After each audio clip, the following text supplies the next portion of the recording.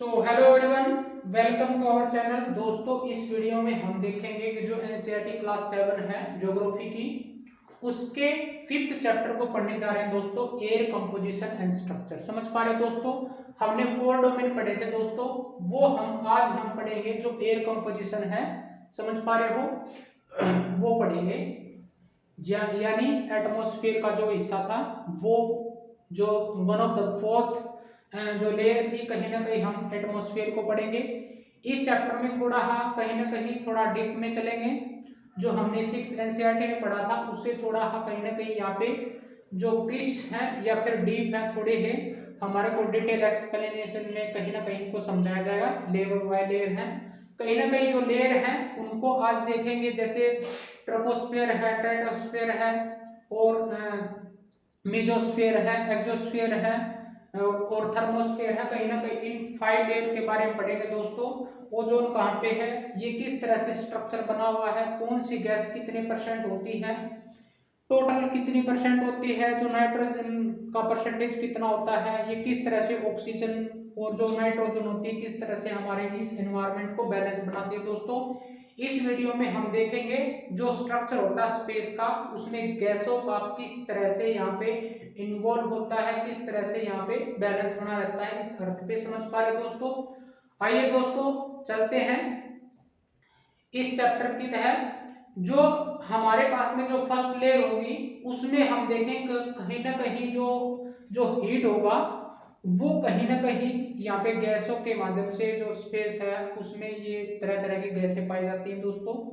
Layer by layer पढ़ेंगे दोस्तों, जैसे अर्थ सरफेस के कहीं ना कहीं ऐसे कितने किलोमीटर पर कौन सी लेयर होती है, ये एक्सोस्फेयर स्ट्रेटोस्फेयर कितने किलोमीटर पे लाई करती है, और इसमें जो गैसों का बैलेंस होता है कितने परसेंट पे ये कहाँ पे बढ़ती है, किस तरह से यहाँ पे जो डस्ट होता है वो कैसे टेम्परेचर को हाई करता है या बैलेंस करता है, जो वाटर वेपर होते हैं कितने परसेंट कहाँ पे कितना पाया जाता है दोस्तों। समझ पा रहे हो दोस्तों? यहाँ पे जो ओजोन ओजोन लेयर होगी वो किस में पाई जाती है, ये जो बेसिक पॉइंट थे हमने 6 एनसीईआरटी में भी पढ़े थे, और लेकिन इसका थोड़ा डिटेल एक्सप्लेनेशन हम इस बुक में इस चैप्टर के तहत हम देने जा रहे हैं दोस्तों। आइए दोस्तों चलते हैं 5th चैप्टर की तरफ। तो एयर कंपोजिशन स्ट्रक्चर समझ पा रहे हैं दोस्तों? ये जो एटमॉस्फेयर होता है, एटमॉस्फेयर क्या होता है दोस्तों, कहीं ना कहीं जो हमारा स्पेस है हम उसको हम एटमॉस्फेयर बोल रहे हैं। समझ पा रहे हैं दोस्तों? ये एटमॉस्फेयर तरह से मान के चलो जो डिफरेंट काइंड ऑफ गैसेस हैं लाई आर देयर। समझ पा रहे हो दोस्तों? ये कहीं ना कहीं जो एटमॉस्फेयर है वो क्या होता है, ये होता है blanket of air surrounding our earth. समझ पा रहे हो दोस्तों? कहीं ना कहीं यहाँ पे जो गैसेस होती हैं, वाटर वेपर होता है, डस्ट होता है, या फिर जितने भी प्रकार के यहाँ पे गैसेस या उस तरह के जो अदर प्रकार की जो गैसेस पाई जाती है उनका एक ब्लैंकेट यहाँ पे सराउंड करता है। समझ पा रहे हो दोस्तों? जो मोस्टली पाई जाती है कहीं ना कहीं जो नाइट्रोजन है और ऑक्सीजन है, कहीं ना कहीं 99% दोस्तों कहीं ना कहीं ये दो ही गैस इसमें लाई करते हैं। समझ पा रहे हैं दोस्तों? ये हम इसके बारे में पढ़ेंगे, लेकिन पहले इसके बारे में एटमॉस्फेयर और कंपोजिशन ऑफ एटमॉस्फेयर क्या होता है इसके बारे में पढ़ेंगे, फिर इसके बारे में छोटा कॉन्सेप्ट है उसके बारे में पढ़ेंगे। समझ पा रहे हैं दोस्तों? कहीं ना कहीं जो ये जो हेड है या लाई करती है, जो फोर्स ऑफ ग्रेविटी है उसके कारण ये कंपोजिशन में आते हैं। समझ पा रहे दोस्तों? यहां तक हमने पढ़ा। इट इज ए कलरलेस, ये कहीं ना कहीं जितनी भी गैसें होती हैं कलरलेस होती हैं। आपने देखा होगा ये इसका कोई टेस्ट नहीं होता, ये ऑर्डरलेस होती हैं अराउंड द ग्रेविटेशनल फोर्स। समझ पा रहे दोस्तों? Of earth till surface of the earth, कहीं ना कहीं जो अर्थ का सरफेस होता है जिसके ऊपर पहली जो ट्रोपोस्फेयर होती है, कहीं ना कहीं ऐसे स्ट्रेटोस्फेयर, फिर धीरे धीरे जैसे ये लेयर आगे बढ़ती रहती है उस तरह से कहीं ना कहीं इन गैसों का प्रजेंस होना, कहीं ना कहीं ये ब्लैंकेट के रूप में एक भाग में समेटे हुए। समझ पा रहे इस स्पेस में? आई होप दोस्तों यहां तक समझ में आया होगा। समझ में आया? जो कंपोजिशन होता है जो एटमॉस्फेयर में गैसों का जो एटमॉस्फेयर होता है उसका कंपोजिशन कैसे होता है, कहीं ना कहीं जो गैसें होती हैं ये मिक्सअप होती हैं और डिफरेंट काइंड की गैस यहाँ पे मिलती हैं। समझ पा रहे हो, जैसे नाइट्रोजन है, ऑक्सीजन है, CO2 है, CO2 को हम कार्बन डाइऑक्साइड बोलते हैं, ऑर्गन है और अदर गैसेस। समझ पा रहे हो, कहीं ना कहीं ये एग्जिस्ट करती हैं इस एटमॉस्फेयर में और ये किस तरह से हैं, ये कहीं ना कहीं एरिया को कवर्ड करती हैं एज ए कलरलेस। कलरलेस हमारे को दिखाई नहीं देती। समझ पा रहे दोस्तों, लेकिन इसकी जो स्मेल है प्लांटों में मिलती है, कहीं ना कहीं जो जो ऑक्सीजन है वो भी प्लांटों के थ्रू हमारे को मिलती है जिससे हम जीवित रह पा रहे हैं। जो एनिमल है वो हम ये सर्वाइव का कारण बनती है। कहीं ना कहीं जो प्लांट है वो कहीं ना कहीं हमसे कार्बन डाइऑक्साइड लेते हैं और हमारे को उसको ऑक्सीजन के रूप में कहीं ना कहीं हमारे को वो प्रोवाइड करवाते हैं। दोस्तों समझ पा रहे हो, फिर वो कहीं ना कहीं जो प्लांट होते हैं उस कार्बन डाइऑक्साइड यानी कार्बन डाइऑक्साइड से कहीं ना कहीं जो प्रक्रिया बनती है, जो सन की रेज होती है उससे फोटोसिंथेसिस के कारण कहीं ना कहीं वो अपना जो भोजन बनाते हैं, जो फल होते हैं वो कहीं ना कहीं वो बना पाते हैं। दोस्तों समझ पा रहे हो, कहने का मतलब है जितना भी ये सराउंडिंग हमारे पास में ये गैसेस मिलती हैं कहीं ना कहीं हम इन पे डिपेंड हैं, ये हमारे पे डिपेंड है। जो प्लांट है या एनिमल है वो दोनों एक दूसरे पे कहीं ना कहीं यहाँ पे जितने भी जीव जानवर हैं वो एक दूसरे पे डिपेंडेंट हैं। दोस्तों समझ पा रहे हो, कहीं ना कहीं उनको ऑक्सीजन की जरूरत होती है, किसी को कार्बन डाइऑक्साइड की जरूरत होती है, किसी को नाइट्रोजन की जरूरत होती है। समझ पा रहे हो, कहीं ना कहीं ऑर्गन ये किस तरह से बाहर निकल के आते हैं कॉन्सेप्ट। और कहीं ना कहीं यहाँ पे जो वाटर वेपर होते हैं दोस्तों, जब बारिश होती है, समझ पा रहे हो दोस्तों, जब बारिश होती है कहीं ना कहीं जो बारिश की बूंदे कहीं ना कहीं स्पेस ऑब्जर्व कर लेता है, ये वही वाटर वेपर होते हैं। दोस्तों ये वाटर वेपर के कारण कहीं ना कहीं आप देखोगे जो जो वाटर वेपर होता है और डस्ट पार्टिकल होते हैं, कहीं ना कहीं आपने देखा होगा जो रेनबो होता है वो इन्हीं की प्रेजेंस के कारण कहीं ना कहीं वो रेनबो बनता है। दोस्तों वो जो कहीं ना कहीं ये जो डस्ट पार्टिकल हैं, एक जो रे होती हैं वो कहीं ना कहीं प्रिज्म पे आके पड़ती हैं, वो प्रिज्म कहीं ना कहीं 7 कलर पे डिवाइड हो जाता है। वो पार्टिकल और डस्ट पार्टिकल जो पानी होता है स्पेस में कहीं ना कहीं एडजस्टमेंट करती है, वही पार्टिकल कहीं ना कहीं चमक के रूप में बाहर आते हैं, वो कहीं ना कहीं वो रूप ले लेता है जो रेनबो होता है, इंद्रधनुष बनता है। जो समझ पा रहे दोस्तों, वही 7 कलर में डिवाइड हो जाता है। और दोस्तों ये डस्ट पार्टिकल होता है, ये डस्ट पार्टिकल की हर किसी को जरूरत होती है। दोस्तों समझ पा रहे हो, ये डस्ट पार्टिकल पाया कहाँ पे जाता है, जो जो पहली लेयर होती है जो अर्थ सरफेस के बिल्कुल नजदीक होती है, कहीं ना कहीं सबसे ज्यादा डस्ट पार्टिकल यही हमारे सरफेस पे पाया जाता है। समझ पा रहे हो दोस्तों, ये डस्ट पार्टिकल की जो परसेंटेज है वाटर वेपर कहाँ पे होता है, परसेंटेज कहाँ पे होता है वो हम देखेंगे दोस्तों, किस परसेंटेज में वो कहाँ तक पाया जाता है, बस ये हमने देखना था। डस्ट पार्टिकल वाटर वेपर क्या होते हैं, समझ पा रहे हो दोस्तों, ये जो एटमॉस्फेयर का स्ट्रक्चर है वो किस प्रकार से बना है, ऑर्गन क्या होती है, ऑक्सीजन क्या होती है, ये हम पढ़ेंगे आने वाली इसमें। चलिए दोस्तों, जो नाइट्रोजन होती है, जो पहली गैस होती है दोस्तों, कहीं ना कहीं जिसका जैसे एक ये कंसेप्ट है, जो नाइट्रोजन गैस की परसेंटेज है 78% यहाँ पे एटमॉस्फेयर में लाई करती है। समझ पा रहे हैं दोस्तों, कहीं ना कहीं जो ऑक्सीजन है 21% ऑफ ऑक्सीजन ये लाई करती है, और कहीं ना कहीं जो 21 और 78 कितना बना है 99%।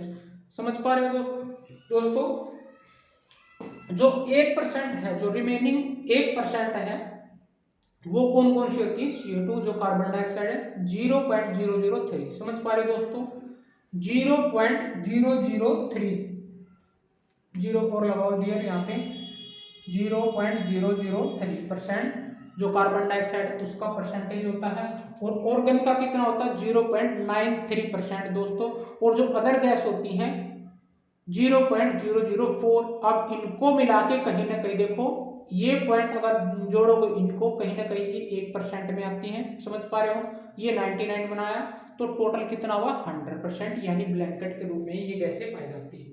समझ पा रहे दोस्तों, ये कहीं ना कहीं हमारे एटमॉस्फेयर में कहीं ना कहीं हर चीज की जरूरत के अनुसार ये यूज होती है दोस्तों। जैसे हमने नाइट्रोजन के बारे में पढ़ा, ये नाइट्रोजन जो 78% पाई जाती है, सबसे ज्यादा दोस्तों ये नाइट्रोजन हमारे को एटमॉस्फेयर में लाई करती है।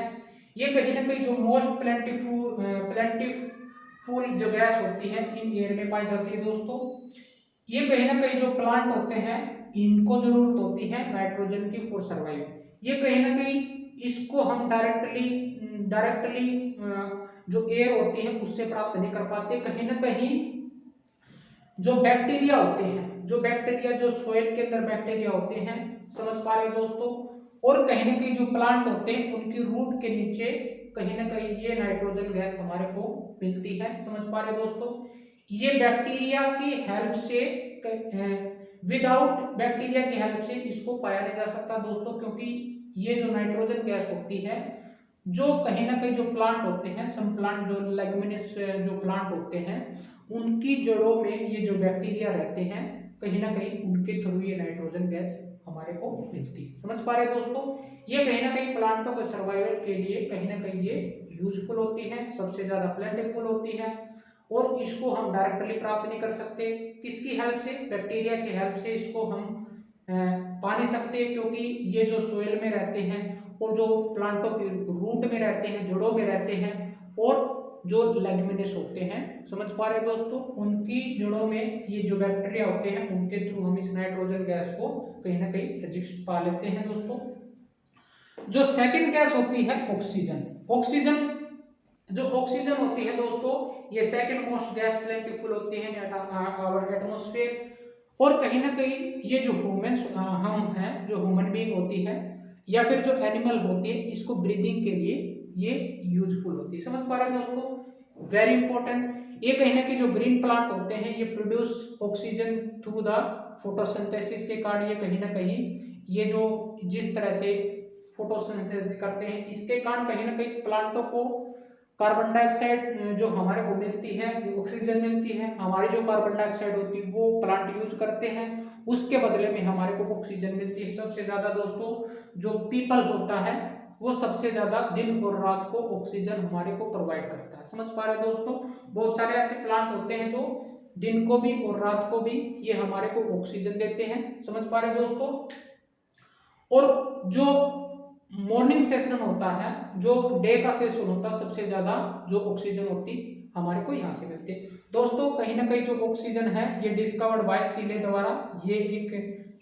जो वैज्ञानिक था उसके द्वारा ये डिस्कवर की गई थी। समझ पा रहे दोस्तों, आई होप दोस्तों ये जितना भी आपके बेसिक पॉइंट थे, एटमॉस्फेयर क्या होता है, एटमॉस्फेयर में किस तरह का जो कंपोजिशन होती है, ये एटमॉस्फेयर कलरलेस और ऑर्डरलेस होता है, और कितने प्रकार की यहाँ पे गैस एग्जिस्ट करती हैं, कौन सी सबसे ज्यादा होती है, कौन से सेकंड नंबर पे होती है, कितने % इनका होता है, ये टोटल हमने इस छोटे छोटे पॉइंटों में देखा। और जो ये स्पेस होता है, जो एयर होती है, एयर का कंपोजिशन होता है, ये ब्लैंकेट के रूप में किस तरह से काम करते हैं ये हमने देखा दोस्तों।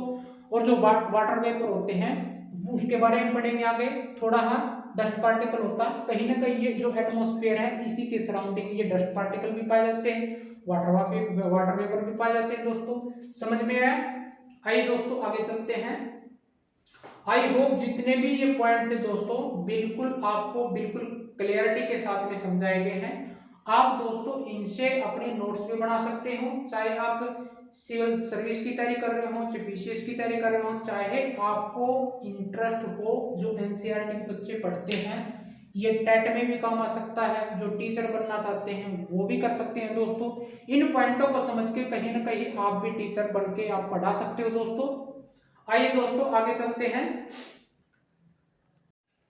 जो कार्बन डाइऑक्साइड होती है CO2, कहीं ना कहीं जिसको हम यूज करते हैं, जो ग्रीन प्लांट होते हैं वो यूज करते हैं टू मेक फूड। समझ पा रहे हैं दोस्तों, कहीं ना कहीं जो कार्बन डाइऑक्साइड होती है वो यूज करते हैं इसको, कहीं ना कहीं जो ग्रीन प्लांट होते हैं टू मेक फूड। समझ पा रहे हो दोस्तों, इस प्रक्रिया को हमने क्या बोला था, फोटो सिंथेसिस। समझ पा रहे हो दोस्तों? इसके थ्रू कहीं ना कहीं ये जो ग्रीन प्लांट है, कार्बन डाइऑक्साइड के थ्रू कहीं ना कहीं ये फोटोसिंथेसिस के कारण जो सन की रेज होती हैं उसके कारण ये कहीं ना कहीं अपना जो भोजन है या फिर जो वो बनाते हैं दोस्तों। और जो ग्रीन प्लांट है ये कार्बन डाइऑक्साइड हमसे लेते हैं और हमको ये किस रूप में, यानी ऑक्सीजन के रूप में हमारे को ये कहीं ना कहीं ऑक्सीजन प्रोवाइड करते हैं। समझ पा रहे हैं दोस्तों? और इनको कहीं ना कहीं जो ह्यूमंस होते हैं या फिर एनिमल होते हैं वो रिलीज करते हैं दोस्तों, जैसे मल के रूप में। समझ पा रहे हो? And if it is increase volume, कहीं ना कहीं इसका जो कार्बन डाइऑक्साइड है इसका इंक्रीज हो जाना एटमॉस्फेयर में ये इफेक्ट करती है most, that is called a global warming. समझ पा रहे हो दोस्तों?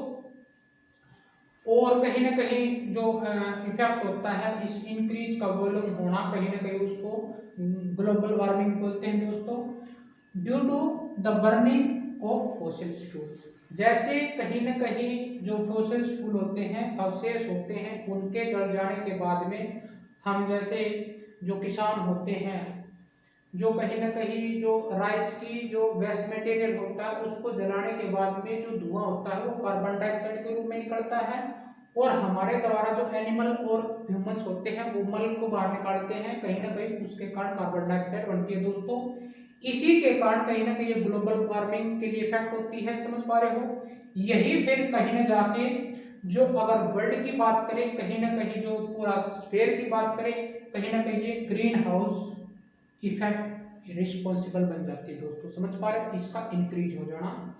और ये जो जो ये कार्बन डाइऑक्साइड होती है, कहीं ना कहीं जो सोलर रेडिएशन होती है, जो सन की जो रेज होती है उसको हमारे को ट्रांसपेरेंट के रूप में दिखाने में सहायक होती है और कहीं ना कहीं ओपेक होती है।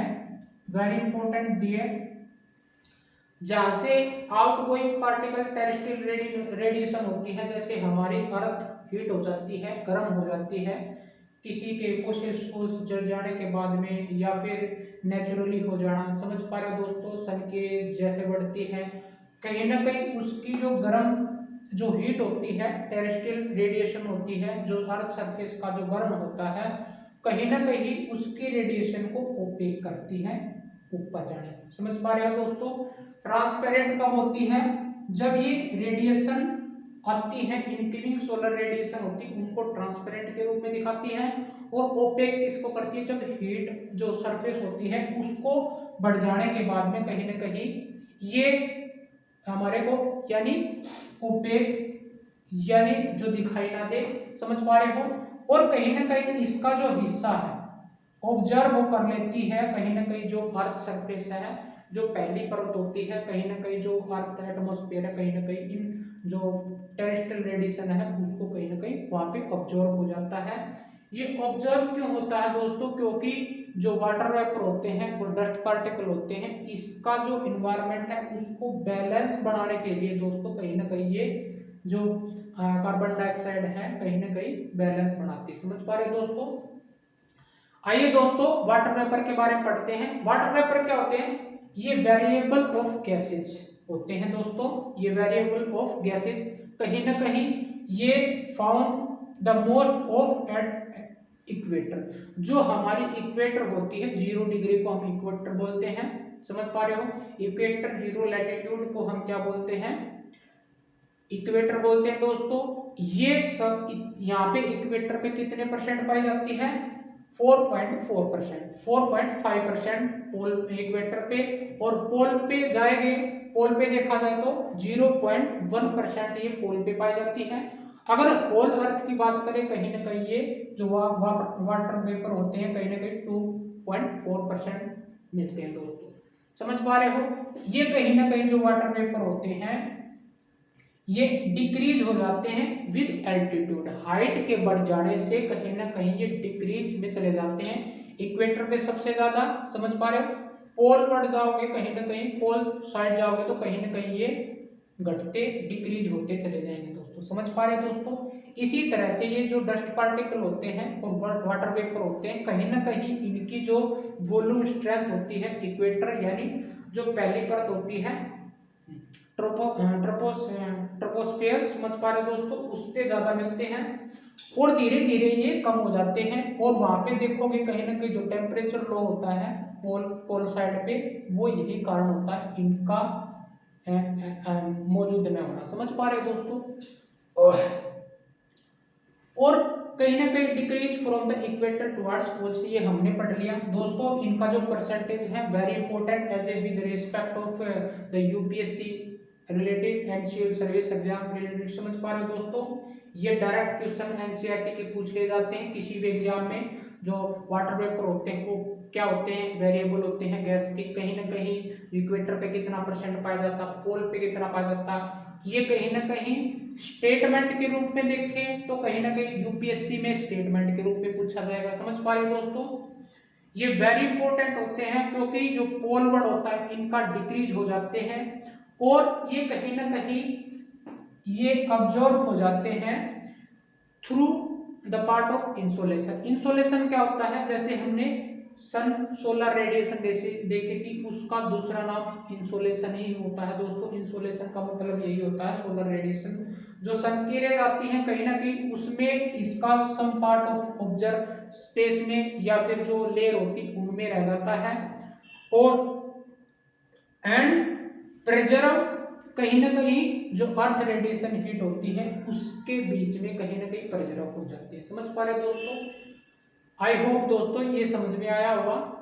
और कहीं ना कहीं ये किस तरह से एक्ट करते हैं, किस तरह से इफेक्ट में आते हैं, कहीं ना कहीं जैसे हमने ब्लैंकेट पढ़ा था, ये जो ब्लैंकेट बीच में कहीं ना कहीं ब्लैंकेट बनता है, ये अर्थ को अलाउ करते हैं, ये कहीं ना कहीं अलाउ करते हैं अर्थ ना तो कहीं ना कहीं ज्यादा ठंडी हो सकती ना ज्यादा too heat dear heat and too cold. समझ पा रहे हो, नोर कोल्ड, कहीं ना कहीं ना तो ज्यादा गर्म हो ना कोल्ड हो। ये कहीं ना कहीं इसमें इसकी रिस्पॉन्सिबिलिटी होती है, रिस्पॉन्सिबल होते हैं दोस्तों, ताकि कहीं ना कहीं जो अर्थ होती है ना तो ज्यादा हीट हो ना कोल्ड हो। समझ पा रहे दोस्तों। आई होप दोस्तों समझ में आया होगा। जो डस्ट पार्टिकल होते हैं वो दोस्तों क्या होते हैं, कहीं ना कहीं ये generally concentrated in the lower layer in atmosphere. कहीं ना कहीं इनका जो कंसंट्रेशन है वो कहाँ पे पाया जाता है, एटमॉस्फेयर की जो पहली परत होती है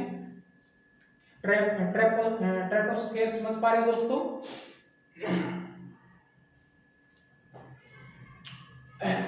इसमें सबसे ज्यादा पाया जाता है दोस्तों।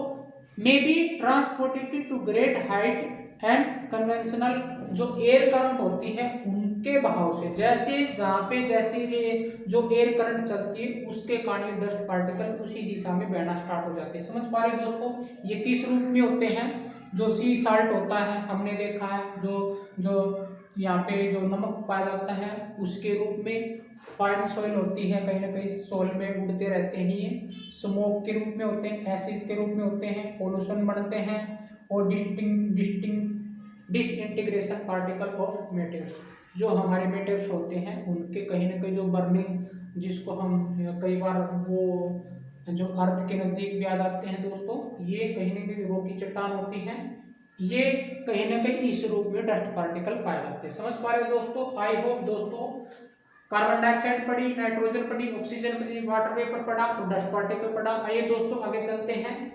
ये वेरी इंपॉर्टेंट है दोस्तों, जो वाटर वेपर है कितने परसेंट कितना हिस्सा पाया जाता है, ये ग्लोबल वार्मिंग में किस प्रकार से कार्बन डाइऑक्साइड है, जो सल्फर डाइऑक्साइड है SO2, और कहीं ना कहीं जो नाइट्रोजन ऑक्साइड होती है कहीं ना कहीं ग्लोबल वार्मिंग में वेरी इंपॉर्टेंट जो गैसेज होती है वो पड़ती है दोस्तों।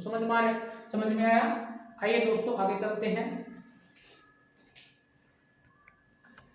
आइए दोस्तों स्ट्रक्चर ऑफ एटमॉस्फेयर को देखते हैं। Starting from the earth surface, कहीं ना कहीं जो एटमॉस्फेयर है वो स्टार्ट हो जाता है, जो हमारा अर्थ सरफेस होता है उसके ऊपर कहीं ना कहीं जो 5 लेयर बनी होती हैं और ये बेस्ड होती हैं टेम्परेचर बेस्ड। समझ पा रहे हो दोस्तों। जो पहली लेयर होती है जो इस एटमॉस्फेयर में हमारे को देखने को मिलती है वो होती है ट्रोपोपोज। समझ पा रहे हो दोस्तों। जो कहीं ना कहीं जो टेम्परेचर वेरी करता है, डस्ट पार्टिकल होते हैं, जो वाटर वेपर होते हैं, वो यहीं पे एडजस्ट होते हैं या भी एडजस्टिंग होते हैं। समझ पा रहे हैं दोस्तों, यहीं पे ये तीनों के तीनों पाए जाते हैं। इन्हीं के कहीं ना कहीं आपस में जो मिक्सअप होता है इस चीज का, इस लेयर में कहीं ना कहीं ये कहीं ना कहीं जो हमारी अर्थ है जो हीट बनाते हैं। समझ पा रहे हैं दोस्तों, जैसे ही यहाँ पे टेम्परेचर जो कहीं ना कहीं वेरी करेगा, ज़्यादा इंक्रीज होगा, तो वहाँ पे प्रेशर लो हो जाएगा, प्रेशर लो प्रेशर जोन बनाएगा दोस्तों। समझ में आया। जो सेकंड होती है उसको हम बोलते हैं स्ट्रेटोस्फेयर। समझ पा रहे हो दोस्तों, ये कहीं ना कहीं सेकंड लेयर में पाई जाती है। ये जैसे ही किलोमीटर वाइज जैसे जैसे हम बढ़ेंगे ऊपर, ये कहीं ना कहीं किलोमीटर पे वेरी करती है। समझ पा रहे हो। ये तीसरी लेयर कौन सी होती है? मीजोस्फेयर। एक होती है फोर्थ थर्मोस्फेयर, और जो फिफ्थ होती है एक्सोस्फेयर, जो हम ऊपरी स्पेस में, जैसे हमारी जो मिसाइल होती है, मिसाइल को जो हमारे पास में जो सैटेलाइट छोड़े जाते हैं वो यहाँ पे छोड़े जाते हैं। ये किस रूप में होती है, इसमें क्या क्या वेरी करता है दोस्तों, आइए हम पढ़ते हैं। जो कहीं ना कहीं जो एटमॉस्फेयर होता है ये कहीं ना कहीं वेरी करती है, very density and temperature in different layer. समझ पा रहे दोस्तों, इन जो लेयर होती है इनमें कहीं ना कहीं टेम्परेचर और डेंसिटी वेरी करती है डिफरेंट वे में। समझ पा रहे दोस्तों, every layer have one space. मान के चलो जिस किलोमीटर पर एक स्फीयर मिलती है, समझ पा रहे हो दोस्तों, एक लेयर मिलती है, उसमें कहीं ना कहीं उसी 1-2 किलोमीटर के या 5 किलोमीटर के एरिया में एक ऐसा जोन बनेगा, उसको हम क्या बोलते हैं? पोज बनेगा। समझ पा रहे हो। अबो द लेयर, ये कहीं ना कहीं कहाँ बनता है? ये जो लेयर होती है उसके जस्ट अबो, उसको हम पोज बोलेंगे। वेयर टेम्परेचर स्टेबल, कहीं ना कहीं जो टेम्परेचर इंक्रीज होगा और घटेगा, तो कहीं ना कहीं ऐसा पोज बनेगा जैसे ये वाला। यहाँ पे क्या करेगा? जैसे यहाँ पे ये है ट्रोपोस्फियर। समझ पा रहे हो दोस्तों, यहाँ पे टेम्परेचर इंक्रीज होगा तो कहीं ना कहीं जो प्रेशर होगा वो लो प्रेशर जोन बनाएगा। समझ पा रहे हो दोस्तों, क्यों टेम्परेचर इंक्रीज क्यों होता है? क्योंकि इक्वेटर पे हमने देखा था जो सन की रेज होती है कहीं ना कहीं इक्वेटर पे सबसे ज्यादा पड़ती है दोस्तों। जो इक्वेटोरियल रीजन होता है कहीं ना कहीं वहाँ पे सन की रेज डायरेक्टली पड़ती है। डायरेक्ट पड़ जाने से कहीं ना कहीं रेडिएशन हो जाने के बाद में जो अर्थ सरफेस है यहाँ पे जो अर्थ का हीट हो जाना, या फिर जो भी हम जैसे मकान है या फिर हम जहाँ पे हम रहते हैं वो कहीं ना कहीं जो अर्थ सरफेस है वो हीट हो जाता है, और हीट हो जाने के बाद में टेम्परेचर कहीं ना कहीं हाई हो जाता है। समझ पा रहे हो दोस्तों, तो कहने का मतलब है इस एरिया में टेम्परेचर इंक्रीज होगा। समझ पा रहे हो। जैसे ही आप थोड़ा ऊपर चलोगे, जैसे यहाँ पे ये 18 किलोमीटर तक वेरी करती है। समझ पा रहे हो, ये ट्रोपोस्फियर है, पोल की साइड तो 8 किलोमीटर होती है, और इक्वेटर साइड में कहीं ना कहीं 18 किलोमीटर पे होती है। समझ पा रहे दोस्तों, 18 किलोमीटर के जस्ट अबो एक, जैसे ये रेड लाइट की कहीं ना कहीं बीच में ये लेयर दिखाई दे रही होगी, यहाँ पे ट्रोपोपोज बनेगा दोस्तों, यहाँ पे टेम्परेचर स्टेबल हो जाएगा। समझ पा रहे दोस्तों, ये हर लेयर के ऊपर बनता है दोस्तों। जैसे ये स्ट्रेटोस्फियर है, स्ट्रेटोस्फियर कहीं ना कहीं 50 किलोमीटर तक लाई करती है, इसके जस्ट अब एक पोज बनेगा, उसको हम ट्रोपोपोज बोलेंगे। पोज बोलेंगे उसको, पोज के साथ में जोड़ देंगे, जैसे ट्रोपोपोज। ये मीजोस्फियर, मीजोपोज बोल देंगे इसको, और कहीं ना कहीं जो थर्मोस्फियर है थर्मोपोज बोल देंगे। समझ पा रहे, यहाँ पे टेम्परेचर स्टेबल हो जाएगा दोस्तों। समझ पा रहे दोस्तों, जैसे जैसे हाइट बढ़ेगी दोस्तों कहीं ना कहीं जो टेम्परेचर है वो बढ़ेगा, कहीं ना कहीं बढ़ेगा या स्टेबल हो जाएगा। स्टेबल तो पोज में हो जाएगा। समझ पा रहे हो, कौन कौन सी लेयर में इंक्रीज होगा, कौन कौन सी लेयर में डिक्रीज होगा। आइए दोस्तों हम इस लेयर वाइज पढ़ते हैं। पहली थी ट्रोपोस्फियर दोस्तों।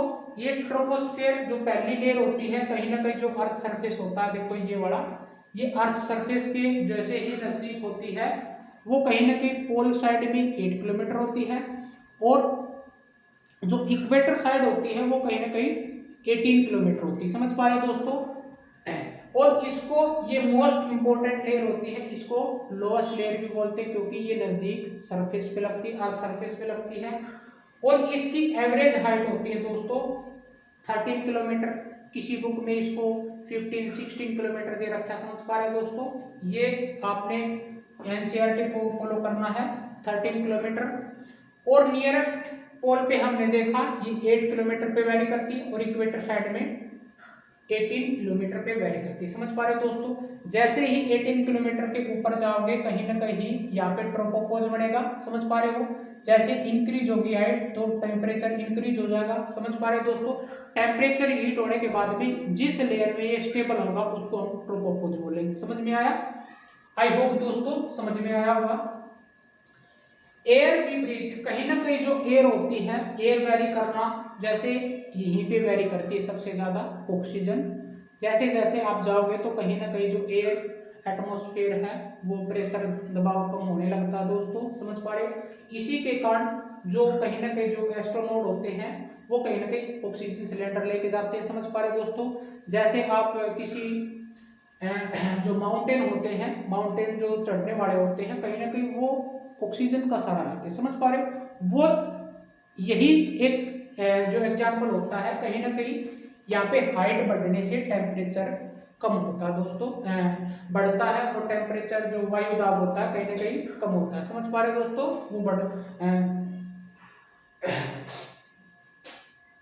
वो वो कहीं ना कहीं जो टेम्परेचर है वो इंक्रीज होगा, इसी के कारण वायु दाब है वो उस तरफ से कम होता जाएगा, समझ पा रहे हो दोस्तों।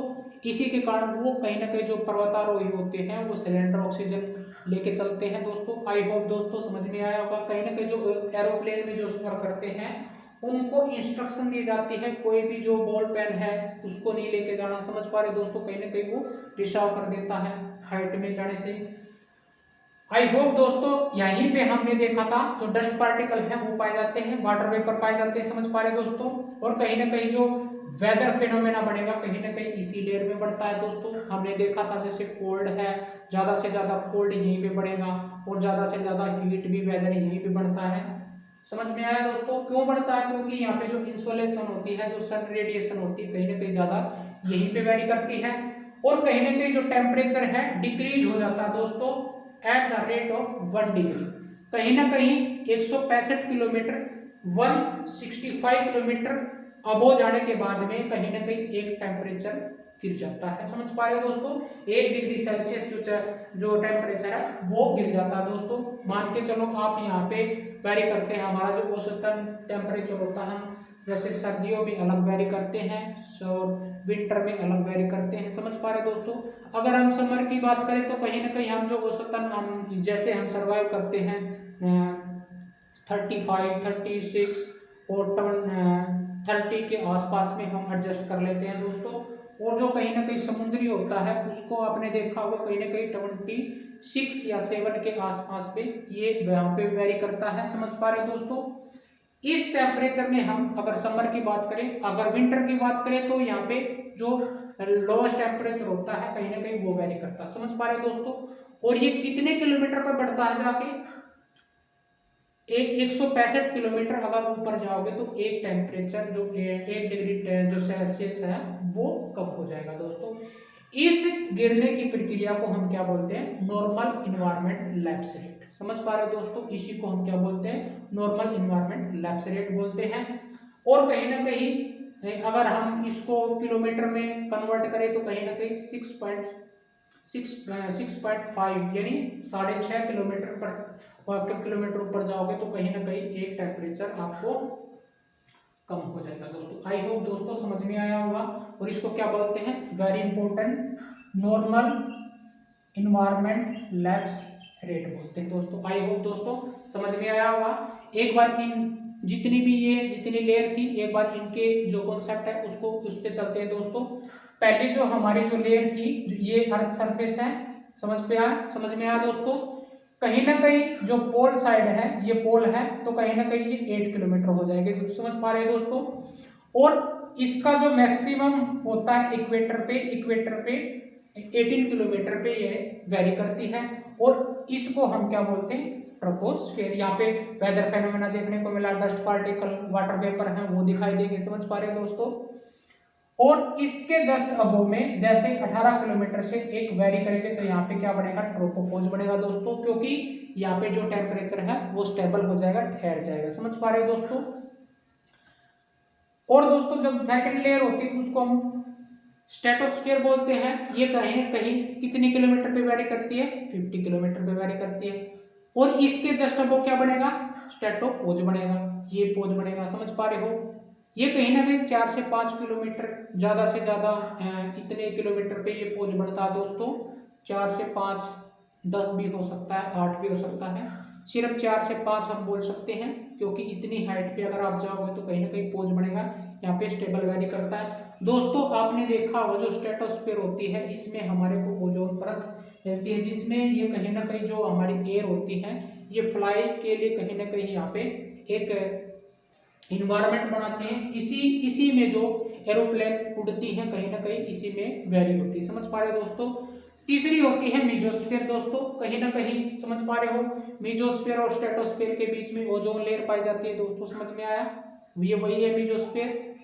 ये मीजोस्फीयर 18 किलोमीटर पे पाई जाती है। इसके जस्ट वो देखोगे कहीं ना कहीं मेजोपोज बनेगा। थर्मोस्फीयर है, कहीं ना जो टेम्परेचर वेरी करता है वो यहाँ पे, जैसे हम हमारे को जो रेडिएशन होती है या जो रेडियो की होती है, टेलीविजन की होती है, कहीं ना कहीं यहाँ पे वेरी होती है दोस्तों। 80 से 400 किलोमीटर की दूरी पे कहीं ना कहीं होता है। फिर इसके बाद में थर्मोपोज बनेगा। एक्सोस्फीयर होता है जहाँ पे हम मिसाइल या फिर कोई भी जो कहीं ना कहीं जो साइंटिस्ट होते हैं इस पे कहीं ना कहीं वो स्पेसिक एरोनॉट्स होते हैं वो कहीं ना कहीं जाते हैं और यहाँ पे हमारे को मिसाइल छोड़ी जाती है दोस्तों, कहीं ना कहीं समझ पा रहे हैं दोस्तों। आई होप दोस्तों समझ में आया होगा। ये एक्सोस्फीयर के बाद में कहीं ना कहीं जो और लेयर मिलती है वो किस प्रकार की जो रेज होती हैं उनके बारे में बताया गया दोस्तों, आने वाली क्लासों में हम पढ़ेंगे। आई होप दोस्तों ये जो सिनेरियो था आपको समझ में आया होगा। चलते हैं आगे। आइए दोस्तों सेकंड लेयर को पढ़ते हैं, स्ट्रेटोस्फीयर को। समझ पा रहे हैं दोस्तों, कहीं ना कहीं ये जो सेकंड लेयर होती है और लाइट किस पे करती है, अबव द ट्रोपोस्फीयर पे। समझ पा रहे हैं, जो पहली परत होती है उसकी हाइट कितनी होती है, या हाइट कितनी एक्सटेंड करती है, 50 किलोमीटर। समझ पा रहे हो, वेरी इंपॉर्टेंट। और जो पहले थी 18 किलोमीटर पे वेरी करती है, समझ पा रहे हो दोस्तों। Almost free from the cloud, ये क्लाउड से फ्री होती है।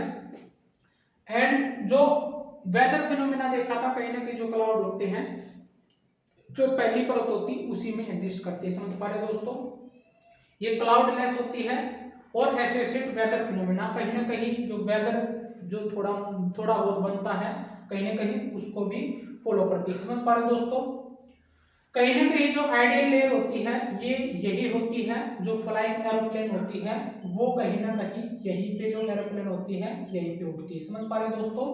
ये कहीं ना कहीं आइडियल होती है और ये कहीं ना कहीं कंटेन लेयर ऑफ ओजोन जो लेयर होती है वो यही एग्जिस्ट करती है दोस्तों। जो ओजोन लेयर होती है, ये ओजोन लेयर क्या करती है, ये हमारे को जो हार्मफुल रेन होती है सन से आती है, अल्ट्रावायलेट रेज होती है, उनको कहीं ना कहीं अर्थ सरफेस आने से रोकती है, समझ पा रहे हो दोस्तों। आई होप दोस्तों समझ में आया होगा। और इसके हम जिसके जस्ट ऊपर हमने बताया था कहीं ना कहीं जैसे ट्रोपोपोज बना था, ट्रोपोपोज कहाँ पे पाया जाता है, स्ट्रेटोस्फीयर और जो पहली जो परत थी ट्रोपोपोज के बीच में, उसी तरह से यहाँ पे इसके जस्ट उसके ऊपर कहीं ना कहीं स्ट्रेटोपोज बनेगा, समझ पा रहे हो दोस्तों। ये ट्रोपोपोज किसके बीच में, देखिए ये रहा ट्रोपोपोज किसके बीच में लाई करता है, ट्रोपोस्फीयर और स्ट्रेटोस्फीयर के बीच में, समझ पा रहे हो दोस्तों, वेरी इंपॉर्टेंट। आई होप दोस्तों ये समझ में आया होगा। और थर्ड लेयर होती है मेजोस्फीयर। ये मेजोस्फीयर जैसे स्ट्रेटोस्फीयर यहाँ पे स्ट्रेटोपोज बना, इसके बाद में यहाँ तक वेरी करेगी 80 किलोमीटर तक, समझ पा रहे दोस्तों। ये थर्ड लेयर होती है एटमॉस्फेयर की, ये लाई किस पे करती है, अबव द स्ट्रेटोस्फीयर पे, ये स्ट्रेटोस्फीयर के अबव करती है और एक्सटेंड करती है 18 किलोमीटर पे, समझ पा रहे दोस्तों। और यहाँ पे जो मेटेराइट्स होते हैं, समझ पा रहे हो दोस्तों, वो मेटेराइट्स वही होते हैं जो कहीं ना कहीं रोकी चट्टान होती है, ये कहीं ना कहीं जो अर्थ होती है उसके नजदीक आने के बाद में कहीं ना कहीं जो जो हमारा एटमॉस्फेयर होता है, कहीं ना कहीं ग्रेविटी के कारण ये कहीं ना कहीं बर्न हो जाते हैं। समझ पा रहे हो दोस्तों, ये जैसे ही अर्थ घूमती है उसकी जो लेयर होती है उसके कहीं ना कहीं आसपास आ जाते हैं और उसके कंसंट्रेशन के कारण ये बर्न हो जाते हैं। समझ पा रहे हो। और इंटरिंग फॉर्म, ये कहीं ना कहीं जैसे उस इंटरिंग में कहीं ना कहीं करते हैं तो इंटर करते हैं, जो ग्रेविटी फोर्स होता है उसके कारण कहीं ना कहीं ये जो रॉकी पार्टिकल है वो बर्न हो जाते हैं। हमने देखा होगा ये वही मेटेराइट्स हैं जिसको हम शूटिंग स्टार बोलते हैं, उठता हुआ तारा बोलते हैं। हमने रात को साइड में देखा होगा, कहीं ना कहीं यही होते हैं दोस्तों, वो शूटिंग स्टार इन्हीं को बोलते हैं। कहीं ना कहीं ये पृथ्वी के जो आसपास लेयर है उसमें कहीं ना कहीं ये आ जाते हैं दोस्तों, और इसको शूटिंग स्टार भी बोलते हैं दोस्तों। समझ पा रहे हो। जैसे ही ये क्या होगा, इसमें इंक्रीज हाइट होगी, जैसे ही इंक्रीज बढ़ेगा तो टेम्परेचर कहीं ना कहीं घटेगा दोस्तों। समझ पा रहे हो दोस्तों। और यहाँ पे जो मीजोस्पोज है वो लाई करेगा स्ट्रेटोस्फेयर और मीजो सॉरी डियर, ये कहीं ना कहीं जो यहाँ पे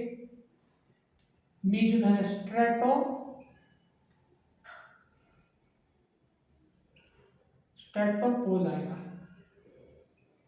स्ट्रेटोपोज लाई करेगा बिटवीन स्ट्रेटोस्फेयर एंड मेसोस्फेयर के बीच में। आई होप दोस्तों यहाँ पे समझ में आया होगा। और फोर्थ लेयर होती है थर्मोस्फेयर, ये कहीं ना कहीं ये इसका टेम्परेचर राइज होता है very rapidly in increasing height. समझ पा रहे हो दोस्तों, एज ही एक्सटेंड करती है कहीं ना कहीं 80 से 400 के किलोमीटर के बीच में ये होती है। जो रेडियो ट्रांसमिशन होता है कहीं ना कहीं यहीं पे इसी लेयर में होता है दोस्तों। जो हम टीवी की जो रेंज होती है, रेडियो की रेंज होती है, कहीं ना कहीं जो इलेक्ट्रॉनिक चीजें हैं, समझ पा रहे हैं दोस्तों, जो सैटेलाइट होती हैं वो कहीं ना कहीं एक्सोस्फीयर में छोड़ी जाती हैं। ये हमारे यहाँ पे जो रेडियो होती है जो ट्रांसमिशन का काम करती है वो रेंज यहीं पे होती है।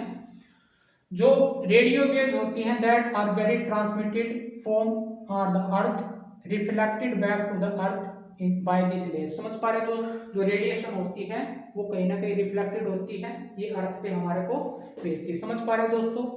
और यहाँ पे जो मीजोपोज बढ़ेगा, हमने देखा जो मीजोपोज बढ़ता है यहाँ पे, ये किस पे लाई करता है, ये कहीं ना कहीं मेसोस्फीयर एंड थर्मोस्फीयर के बीच में लाई करेगा। समझ पा रहे हो दोस्तों, ये वाला। आई होप दोस्तों समझ में आया होगा। यहाँ पे इंक्रीज हाइट हो जाने के बाद में टेम्परेचर कहीं ना कहीं बढ़ेगा दोस्तों, और इसमें आयनोस्फीयर जो आयनोस्फीयर होता है, जो प्रेजेंस ऑफ आयन्स होते हैं हमारे यहाँ पे इसमें पाए जाते हैं थर्मोस्फीयर में। समझ पा रहे हो दोस्तों। आई होप दोस्तों समझ में आया होगा। और फोर्थ लेयर होती है एक्सोस्फीयर, कहीं ना कहीं ये ऊपर मोस्ट होती है। देखो ये वाली कहीं ना कहीं एक्सोस्फीयर होती है जिसमें हम जो मिसाइल वगैरह छोड़ते हैं ये होती है। ये वेरी थिन लेयर होती है दोस्तों, और लाइट, इसमें लाइट गैसें पाई जाती है, जैसे हीलियम है, हाइड्रोजन गैस है, ये कहीं ना कहीं एक्सोस्फीयर होती उसमें मिलती है, और gradually merge with outer space में ये मर्ज हो जाती है।